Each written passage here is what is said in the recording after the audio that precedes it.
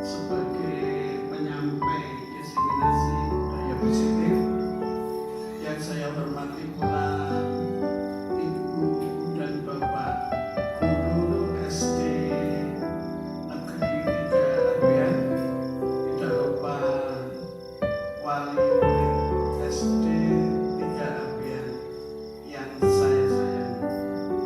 Mari kita bersama-sama memanjatkan puji dan syukur kepada Allah Subhanahu wa Ta'ala yang telah memberikan beberapa kenikmatan, karomatan kepada kita semua, sehingga pada siang hari ini kita dapat mengikuti penyampaian diseminasi budaya positif oleh Ibu Siti Fadilah di ruang kelas 1 dengan tidak ada halangan suatu apa.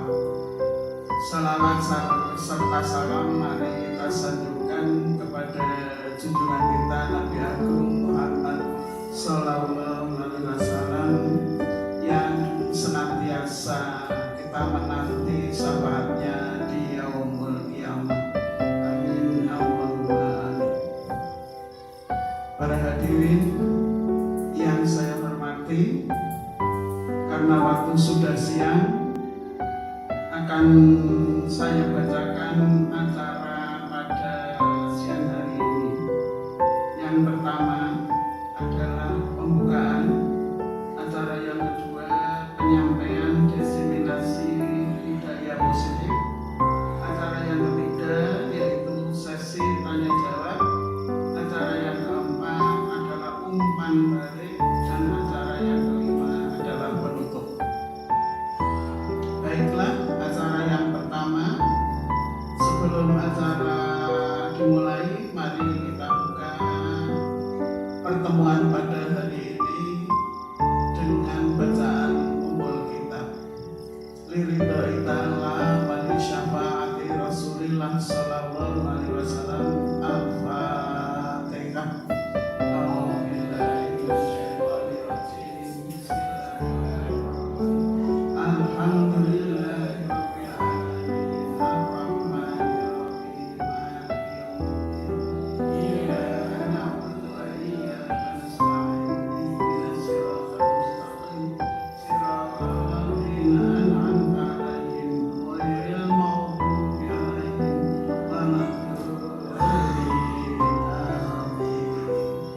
Terima kasih kepada hadirin semua yang telah membaca ummul kitab. Mudah-mudahan dengan bacaan ummul kitab tadi, acara dari awal sampai akhir lancar, tidak ada halangan suatu apa. Meningkat acara berikutnya, yaitu acara yang kedua, penyampaian diseminasi budaya positif oleh Ibu Siti Fadilah. Kepadanya dipersilakan. Monggo.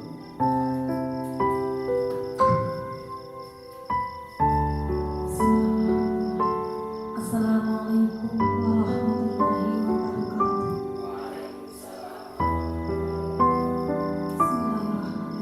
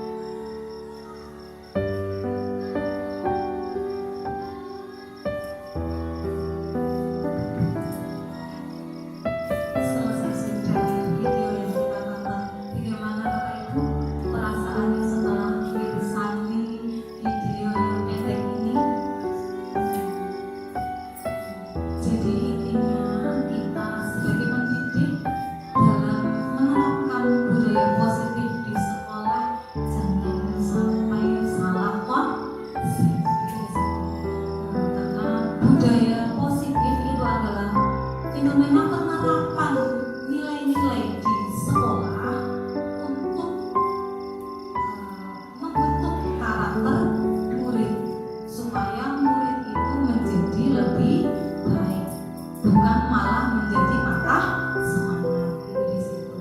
Tapi pada kenyataannya sering sekali kita temui keganjalan-keganjalan miskonsepsi penerapan budaya yang ada di sekolah-sekolah. Untuk itu hari ini terima kasih sekali saya memiliki kesempatan untuk saling berbagi kepada Bapak Ibu semua terkait dengan budaya positif di sekolah. Nanti kita akan membahas apa sih budaya positif sekolah, kemudian apa nilai-nilai yang terkandung di dalamnya, kemudian apa saja yang perlu kita hindarkan. Nah, itu nanti akan kita pelajari bersama. Nah, setujukah Bapak Ibu dengan pernyataan berikut? Tadi pemantiknya sudah menonton video, ya. Perasaannya terenyuh, sedih atau gimana ya? Jadi kita jadi bisa merefleksikan diri selama ini yang saya laksanakan itu sudah betul atau belum, sudah sesuai dengan ilmu yang sesungguhnya atau belum, gitu ya. Coba nomor 1 pemantik yang berikutnya, pemberian hukuman dapat mendisiplinkan siswa. Betul atau salah, setuju atau tidak? Tidak setuju. Nah, jadi hukuman itu ada banyak sekali macamnya ya. Ada hukuman berat, ada hukuman ringan. Terkadang saya sendiri ya, terkadang kita sebagai pendidik itu merasa hukuman itu ringan, sehingga kita berikan, kita terapkan kepada siswa yang untuk mendisiplinkan perilaku siswa. Tapi kita tidak mau menengok apa sih dampaknya, apakah nanti anak tersebut akan memiliki motivasi intrinsik atau malah justru sebaliknya. Itu terkadang kita seperti itu, karena memang manusia adalah tempatnya salahnya. Jadi tidak setuju ya, hukuman dapat mendisiplinkan siswa. Seperti tadi, anak terlambat masuk kelas, gurunya tidak mau tahu apa alasannya. Seharusnya seorang guru, seorang pendidik, ketika ada siswa terlambat, kita harus mencari tahu dulu apa sih sebabnya anak terlambat, apalagi terlambat setiap hari. Itu sebetulnya kita harus mencari tahu dulu apa penyebabnya. Tidak kita langsung menghakimi, memberikan hukuman yang nantinya akan membuat murid tersebut menjadi down. Gitu, oke? Kemudian yang kedua, pemberian hadiah meningkatkan prestasi siswa. Setuju napa mboten? Setuju napa mboten? Nah, ini miskonsepsi yang sering sekali kita laksanakan. Koyo-koyo bener nggih, tapi sebenarnya jadi untuk pemberian hadiah ngapain kita meningkatkan atau memotivasi siswa biar semangatnya tambah. Tapi kalau kita terapkan ilmunya, itu pemberian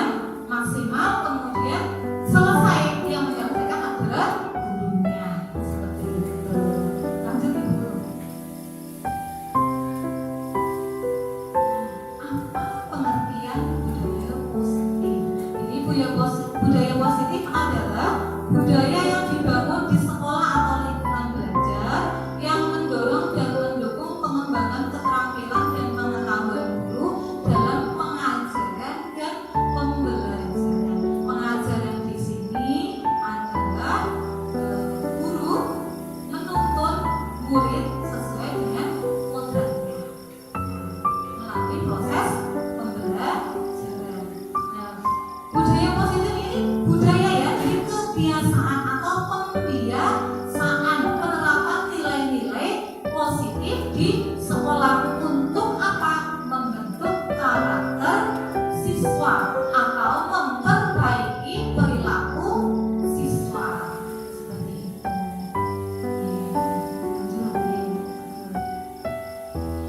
Pembiasaan di sekolah kita. Nah, ini sekolah kita alhamdulillah sekali 1 tahun ini berjalan untuk pembiasaan sebagai bentuk eksplorasi dari visi sekolah ya. Itu hari Senin upacara alhamdulillah rutin dilaksanakan kecuali berhalangan ya. Dalam artian misalnya seminggu ini ada upacara hari besar sudah dilaksanakan, maka hari Seninnya tidak dilaksanakan. Itu sudah bagus sekali alhamdulillah. Kemudian hari Selasa pembiasaan selisih ya, Selasa literasi asik. Setiap hari Selasa anak-anak siswa kelas 1 sampai dengan kelas 6 membaca buku-buku perpustakaan ya bersama-sama. Jadi selain mereka mengasah literasi mereka, juga mereka mengasah sosialisasi mereka dengan kelas-kelas yang lain. Jadi jangan sampai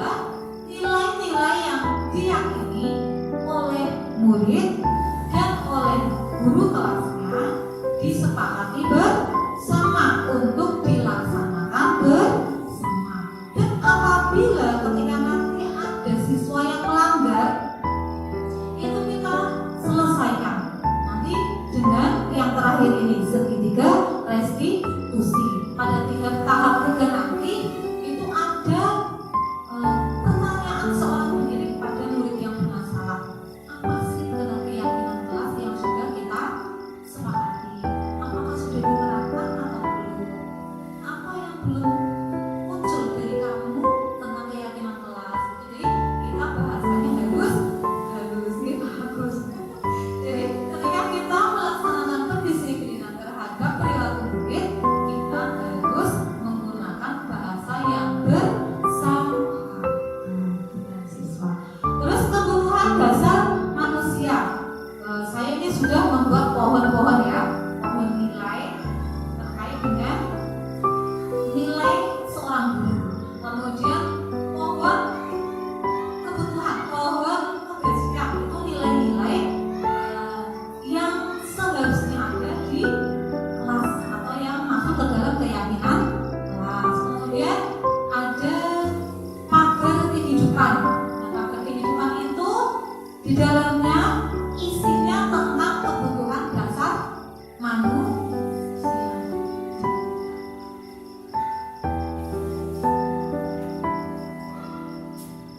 Jadi kebutuhan dasar manusia itu ada 5. Yang pertama bertahan hidup. Jadi pertama bertahan hidup ada sandang, pangan, papan, kemudian ada yang kedua cinta dan kasih sayang. Jadi ketika kita mendisiplinkan murid, kita harus tahu dulu ya, misalnya ada anak ngantuk di kelas, itu kenapa sih anak setiap hari ngantukan? Mungkin ada kebutuhan hidupnya, misalnya apa belum makan, belum sarapan, atau belum mandi ya, itu perlu kita teliti dengan sendiri. Kita harus tahu kebutuhan anak itu apa. Kemudian terkadang ada anak yang over ya, sudah dibilangin jangan lari-lari atau jangan jalin temannya atau yang lain, itu kadang masih terus dilaksanakan. Mungkin anak itu meminta perhatian, anak itu minta kasih sayang dari saya, atau mungkin di rumah kurang kasih sayang. Itu kita sebagai pendidik harus betul-betul memahami. Kemudian yang ketiga adalah kebutuhan penguasaan. Terkadang ada anak yang pandai tapi pendiam, ya, pendiam. Nah, terus tapi ketika di luar anak itu terlihat lebih aktif, mungkin sombong dengan temannya, atau mungkin istilahnya menunjukkan penguasaannya terhadap pelajaran yang diberikan oleh gurunya sama temannya. Kadang mungkin bangga sekali nilainya 100 ya, padahal di kelasnya itu dia, tapi di luar itu menunjukkan kepada temannya sampai kibar. Nah, itu terkadang ternyata anak itu sedang menunjukkan penguasaannya seperti itu, butuh aktualisasi. Kemudian ada kebutuhan kesenangan tadi sudah, penguasaan sudah, cinta dan kasih sayang, dan kebutuhan bertahan hidup sudah ya. Nah, lanjut posisi kontrol guru. Nah, posisi kontrol guru itu tadi ada sebagai penghukum, ada sebagai pemantau, terus ada juga nanti posisi guru sebagai teman, ada juga posisi guru sebagai manajer kontrol, manajer siswa. Nanti kita tulis juga. Kemudian segitiga restitusi. Seorang guru mendisiplinkan murid dengan segitiga restitusi. Ada 3 tahapan. Yang pertama menstabilkan identitas. Kemudian yang kedua memvalidasi tindakan yang salah. Apa yang dilakukan murid itu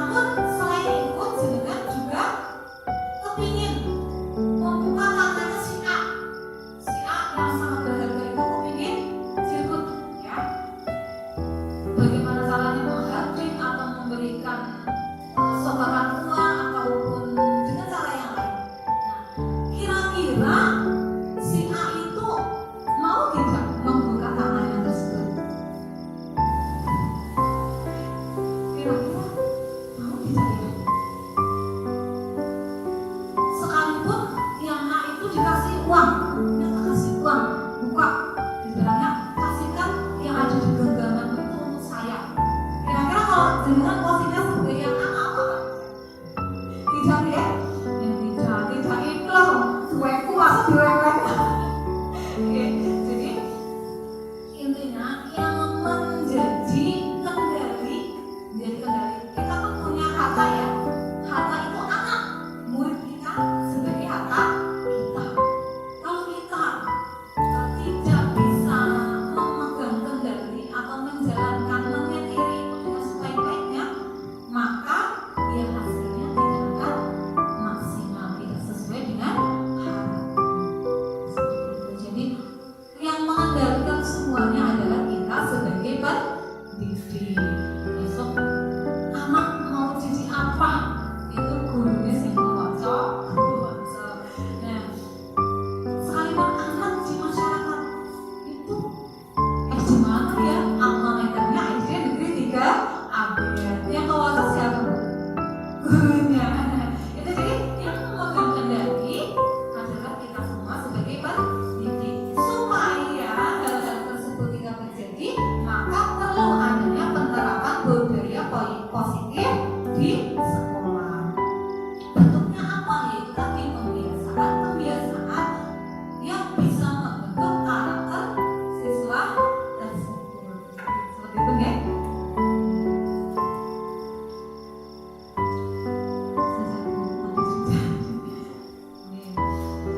Miskonsepsi tentang teori kontrol. Nah ini konsep apa namanya? Miskonsepsi, perbedaan konsep antara satu yang dengan yang lainnya, namun tetap dilaksanakan. Ilusi guru mengontrol murid yang pertama. Yang kedua, ilusi bahwa semua penguatan positif, asal itu positif, kita tapi beranggapan benar gitu ya. Kayak tadi pemberian gajinya benar kok ya, tapi sebetulnya kurang tepat. Kemudian ilusi bahwa kritik dan membuat rasa bersalah mampu menguatkan karakter. Kadang kita ada anak ya yang berbuat kesalahan. Lalu kita bilang, kamu gimana sih? Yang kalimat-kalimat kita itu kadang membuat anak itu bersalah sampai merasa bersalah kemudian meminta maaf. Tapi sebetulnya itu juga tidak efektif. Ya, tidak kurang tepat kita laksanakan karena tidak membentuk motivasi intrinsik dari diri siswa tersebut. Yang selanjutnya, ilusi orang dewasa itu berhak memaksa. Wajah silik ya. Dari mana kalau wong tua itu kadang kita seperti itu. Oke, betul Bu. Nah, jadi itu miskonsepsi yang sering terjadi. Ini penjelasan yang tadi ya. Pada dasarnya kita dapat memaksa murid untuk berbuat sesuatu. Namun sebetulnya dalam hati murid itu jadi yang kepingin nolak tapi tidak berani. Harus begitu kan ya? Nah, itu ilusi-ilusi ini yang perlu kita ubah. Yang tadinya misalnya dalam ketika upacara ada anak yang tidak memakai seragam lengkap, kita pisahkan barisannya. Kita nanti setelah upacara dikasih hukuman. Nah, itu master aja masih berjalan. Itu di kurikulum Merdeka ini usahakan karena sekarang tahun ini kita kan sudah merdeka semua, usahakan semuanya diganti dengan budaya positif sekolah yang mampu membentuk karakter siswa yang lebih baik.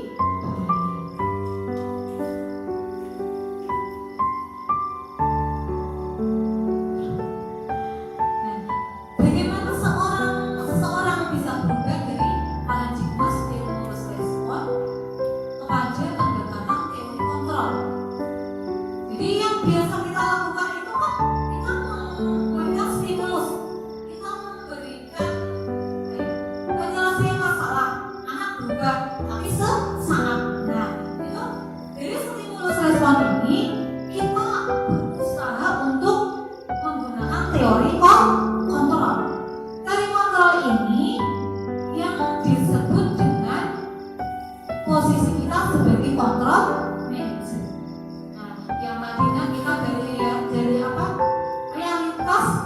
kebutuhan kita sama.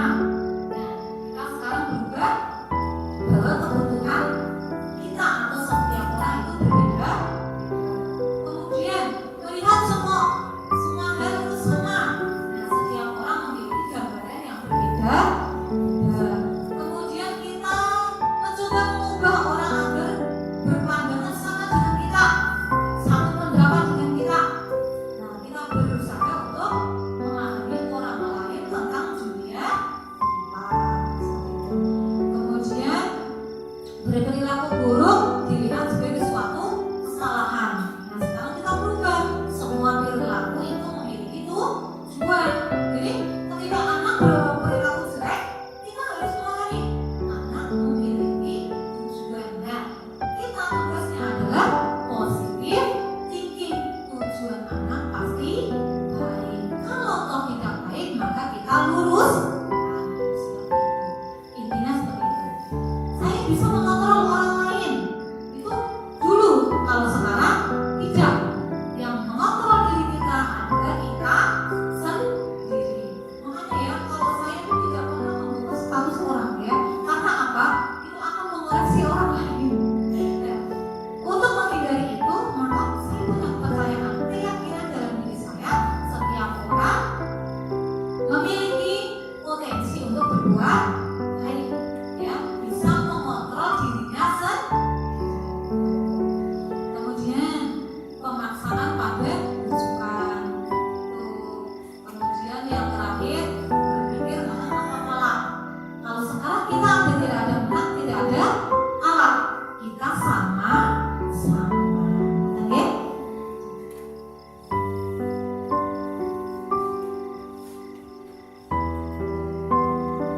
Disiplin positif merupakan salah satu cara penerapan disiplin yang bertujuan untuk menumbuhkan kesadaran murid melakukan sesuatu tanpa hadiah, tanpa ancaman dan tanpa hukuman.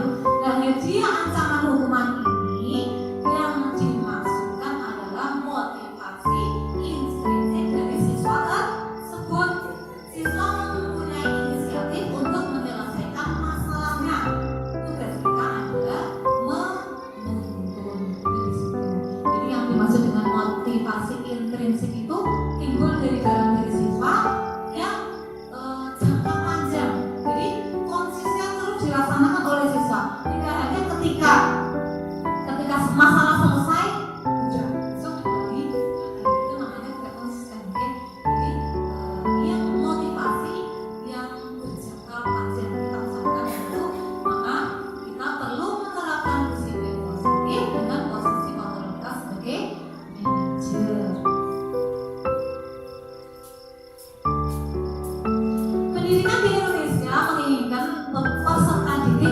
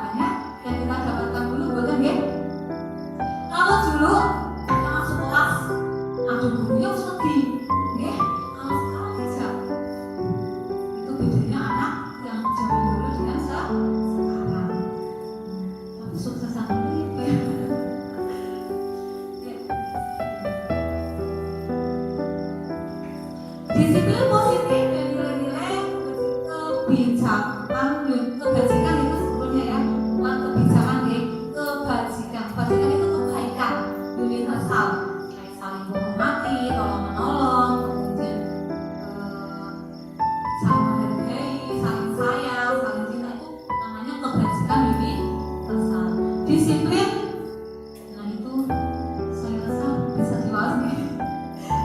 Disiplin mengacu pada disiplin diri kita sendiri yang memiliki tanggung jawab terhadap apa yang dilakukannya atau keputusan yang diambil. Kita proaktif.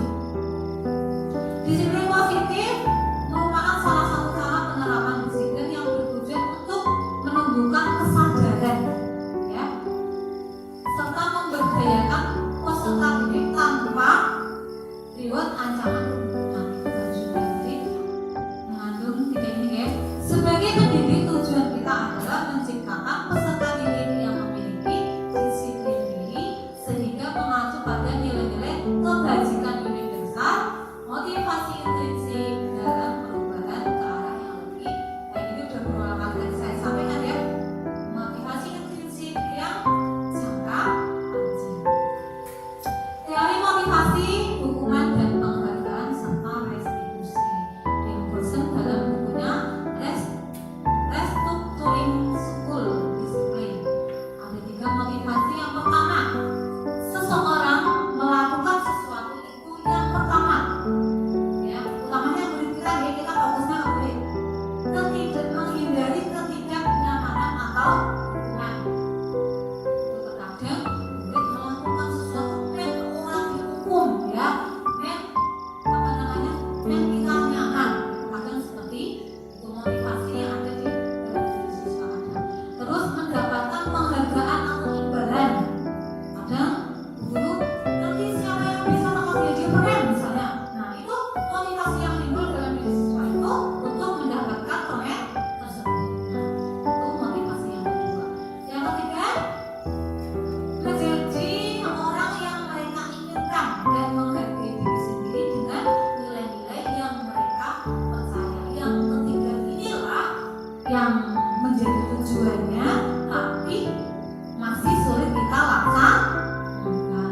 Semoga nanti setelah kita sudah selesai sukses melaksanakan pembiasaan sebagai eksplorasi budaya positif di sekolah, anak-anak kita bisa motivasi yang timbul pada dirinya itu seperti yang ketiga tadi deh. Amin Allahumma.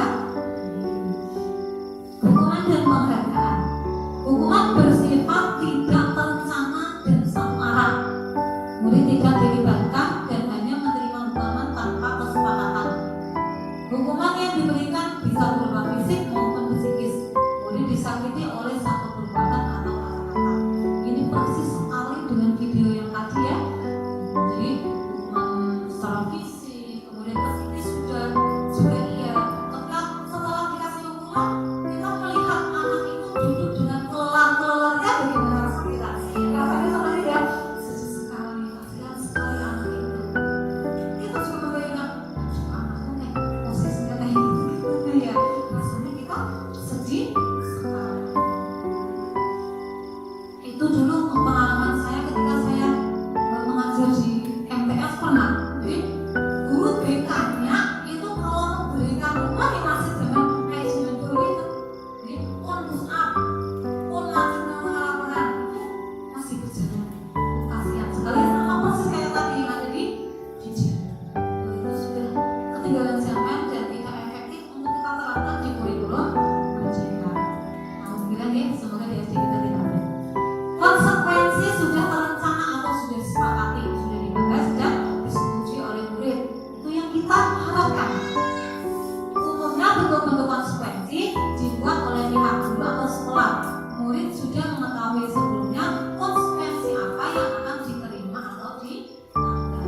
Jadi kaitannya dengan keyakinan kelas G. Keyakinan kelas misalnya kalau saya itu kan kelas 1.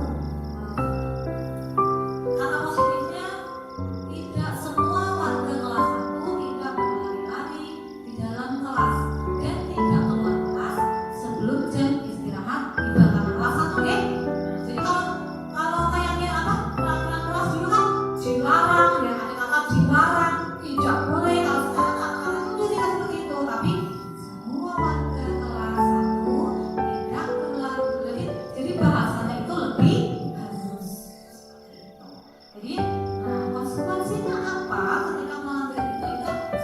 disepakati bersama. Restitusi ini yang efektif kita laksanakan supaya anak mencapai motivasi prinsipnya yang berjangka panjang. Bagaimana langkahnya? Dan itu hidup. Nah, ini pengaruh jangka pendek dan jangka panjang perlu kita perhatikan ya dalam pemberian dalam pelaksanaan segitiga restitusi. Kemudian ini ada penghargaan tidak efektif, penghargaan merusak hubungan, penghargaan mengurangi ketepatan, menurunkan kualitas, mematikan kreativitas, penghargaan memukul motivasi dari dalam diri. Jadi pertama itu ya perlu kita hindarkan.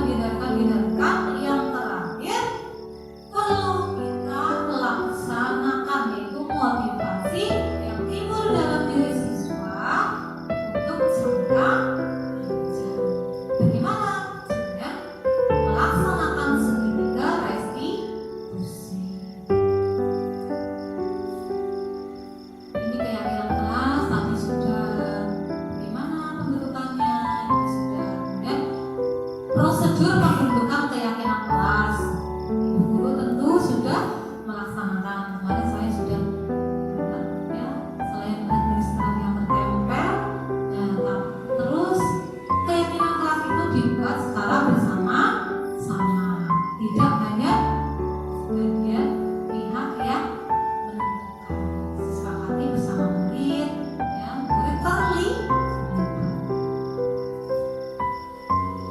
Kebutuhan dasar manusia tadi sudah saya sampaikan ya, bertahan hidup, kesenangan, penguasaan ya. Bertahan hidup, kasih sayang. Ya, itu sudah, ini tadi sudah ya. Bertahan hidup, kasih sayang, penguasaan, kebebasan, kesenangan. Ya, jadi kalau anak kita ada yang bosan ya, ada yang bosan karena mungkin gurunya menggunakan metode sama ya.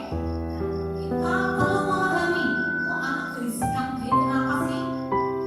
Anak kok tidak mau memperhatikan saya kenapa? Kita harus koreksi diri.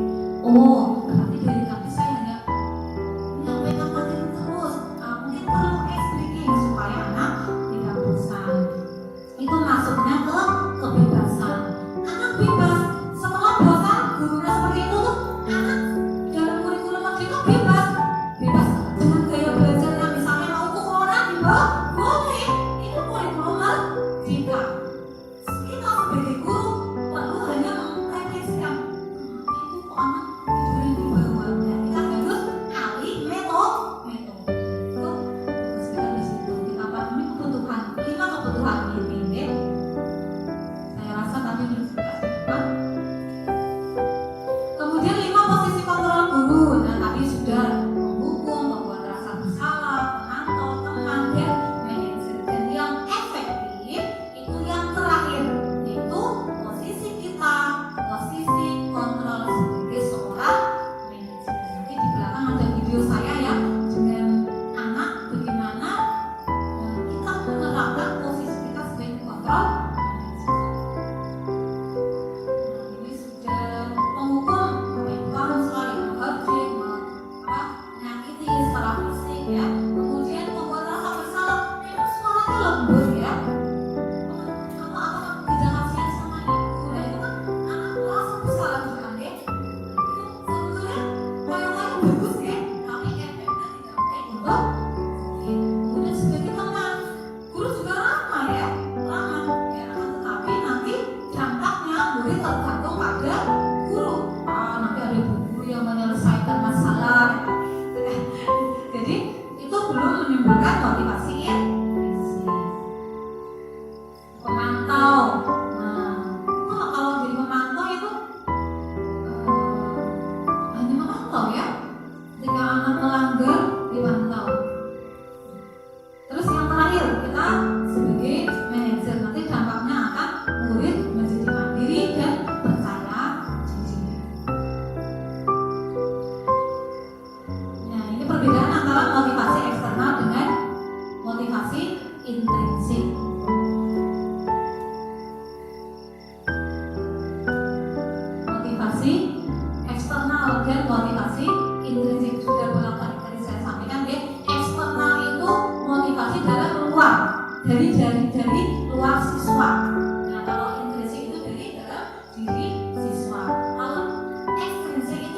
sifatnya hanya sebenarnya kalau intrinsik itu jangka panjang. Segitiga restitusi. Nah, ini kalau kita melaksanakan ini, maka murid akan memiliki tujuan disiplin positif yang menimbulkan motivasi intrinsik tadi tanpa adanya paksaan, hukuman ataupun ancaman. Segitiga restitusi saya sampaikan tadi, yang pertama menstabilkan identitas dulu, kemudian validasi perbuatan yang salah, dan yang terakhir menanyakan keyakinan. Segitiga restitusi lanjut saja langsung ke video saja. Oke, tadi sudah dijelaskan. Nah, ini kasus yang saya temui dan saya selesaikan waktu kemarin. Jadi ya, posisi saya sebagai control manager, yaitu kasus ada seorang anak yang sering meminta uang jajan temannya. Itu dari 3 tahun selama saya di sini itu ada terus ya. Jadi saya itu menyelesaikannya itu tidak asal-asalan. Di kelas 1 awal murid ini mengadu, nangis, orang tua terlibat, itu sangat susah sekali ya. Jadi ini disclaimer atau video yang bukan asli ya. Nah, itu bisa berarti tidak bisa dijelaskan. Jadi tahap pertama kita menstabilkan identitas. Kita panggil anak tersebut, kita tanyakan apakah tahu tujuan kamu dipanggil. Kemudian kita tanyakan apakah betul tadi kamu melaksanakan ini, lakukan ini pada teman kamu. Kemudian kita sampaikan semua orang pernah berbuat salah, namun jangan sampai kita merugikan diri sendiri ataupun orang lain. Jadi tahap penstabilan identitas. Kemudian di tahap kedua itu memvalidasi tindakan yang salah. Ibu mau jadi kamu melakukan ini sama teman kamu, tentu kamu punya alasan. Coba utarakan alasan kamu mengapa. Nah, itu disitu dengan bahasa yang lebih bersahabat. Nanti anak itu seperti bagus ya, bukan berhutang terus ya. Tapi ketika saya terapkan segitiga restitusi sekarang, itu alasannya. Berikan kesempatan kepada anak untuk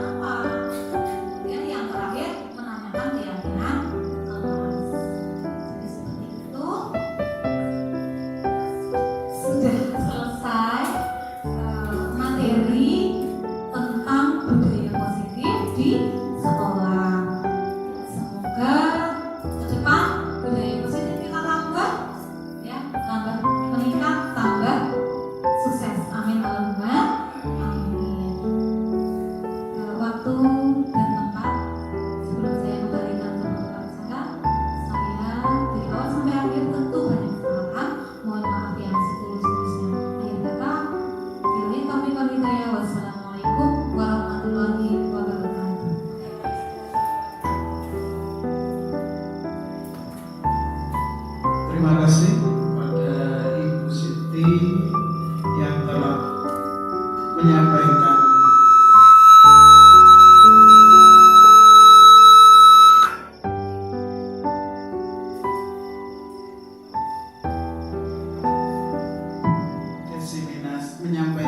diseminasi budaya positif dengan baik. Mudah-mudahan bisa dicontoh oleh guru-guru yang lain, khusus di SD 3 ABA. Meningkat acara berikutnya yaitu acara yang ketiga, sesi tanya jawab. Kepada para hadirin dipersilakan.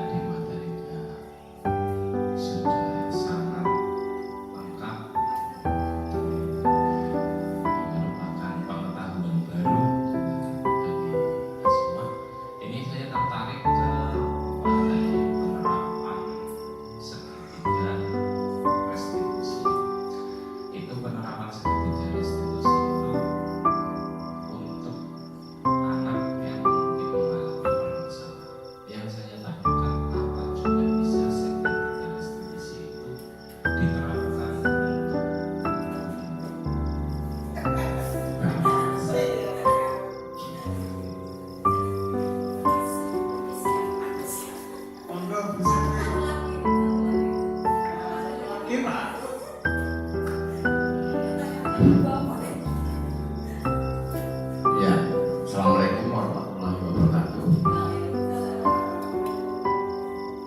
Saya pertama ingin sedikit memberi komentar untuk penyampaian materi yang sudah sangat bagus sekali, dan di sini untuk penerapan budaya positif yang kita lakukan di sekolah SD 3 Biar, apakah tidak sebaiknya itu juga disesuaikan dengan kebiasaan-kebiasaan masyarakat di sekitar atau kebiasaan dari anak kita dari masyarakat, mungkin sehingga akan terjadi keselarasan, karena kebiasaan positif di sekolah apabila di masyarakat mereka tidak melaksanakan, waktu di sekolah kemungkinan lebih sedikit sehingga mereka juga akan lupa dan sebagainya. Terima kasih.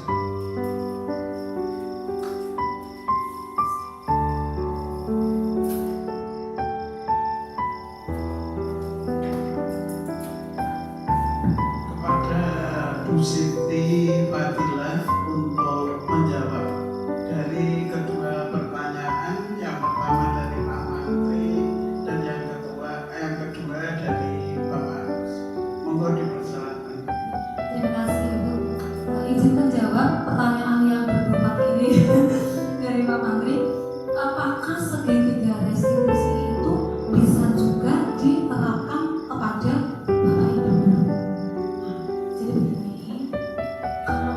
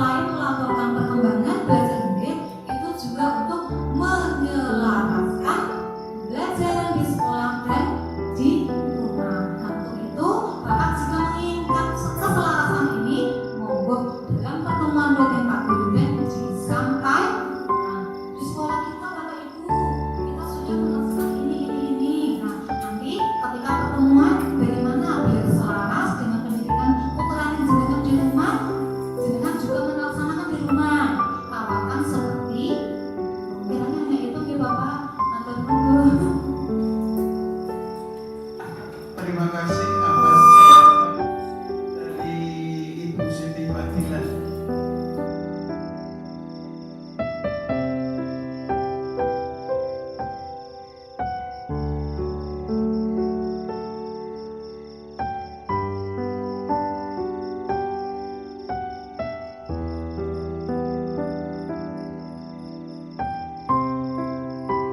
Yaitu acara yang keempat, yaitu umpan balik. Itu dari siapa? Monggo yang mau memberikan saran atau apa begitu, monggo dipersilakan.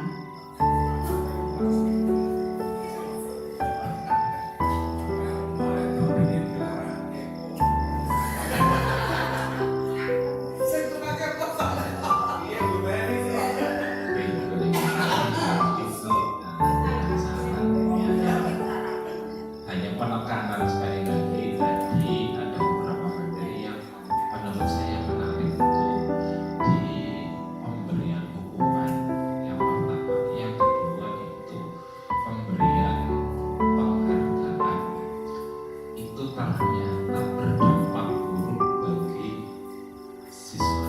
Ya memang kalau di logika sangat masuk akal. Bisa memang yang kita ketahui itu pemberian hukuman memang berdampak buruk, apalagi membuat merasa bersalah, dampaknya bisa sangat buruk. Kalau pemberian reward atau penghargaan secara logika juga masuk akal dalam artian seperti ini. Misal di kelas dibuat peringkat 1, 2, 3, mungkin yang termotivasi untuk belajar itu adalah yang memungkinkan untuk dapat peringkat ya 1, 2, 3. Itu pun motivasinya itu dari hadiah. Sedangkan untuk yang sinus ora masuk seperti saya dulu pada saat sekolah ora masuk, ora kepengen peringkat lah, orang-orang peringkat mungkin salah satu alasannya seperti itu. Nah, kenapa penghargaan juga berdampak buruk? Memang yang paling baik itu adalah motivasi yang keluar dari dalam diri aku tadi disampaikan adalah motivasi intrinsik, yang nantinya akan menjadi budaya positif. Jadi tanpa disuruh pun ketika itu menjadi motivasi terjadi dari motivasi dari dalam diri itu sudah otomatis melakukannya karena kesadaran. Mungkin itu yang saya sampaikan. Maaf saya akhiri. Assalamualaikum warahmatullahi wabarakatuh. Ya belum Pak Ju.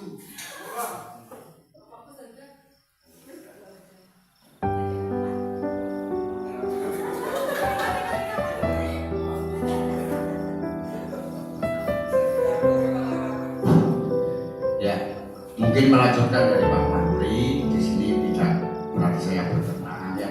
Untuk pemberian hadiah, kita hanya melihat dari satu sisi dengan pemberian hadiah itu menimbulkan hal yang tidak baik. Namun dari yang disampaikan oleh narasumber tadi itu semuanya akan mendapatkan.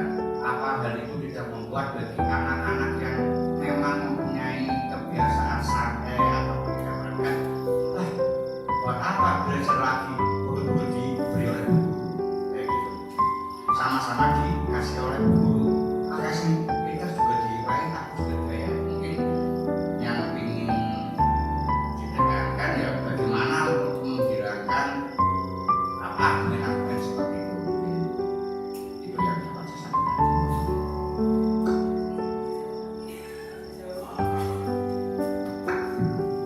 Jadi begini, tadi belum saya sampaikan ya, untuk menghilangkan